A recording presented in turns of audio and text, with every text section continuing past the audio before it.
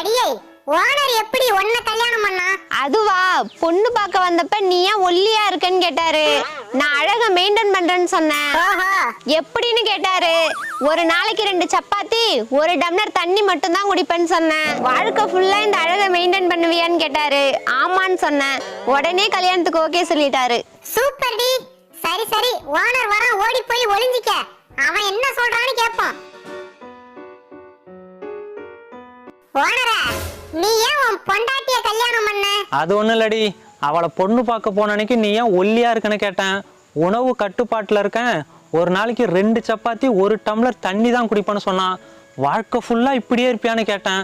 ஆமான்னு சொன்னான். அப்புறம் யோசிச்சு பார்த்தேன், எப்படி பார்த்தாலும் சாப்பாட்டு செலவை மிச்சப்படுத்தி விடுவான்னு ஓகே சொல்லிவிட்டேன்.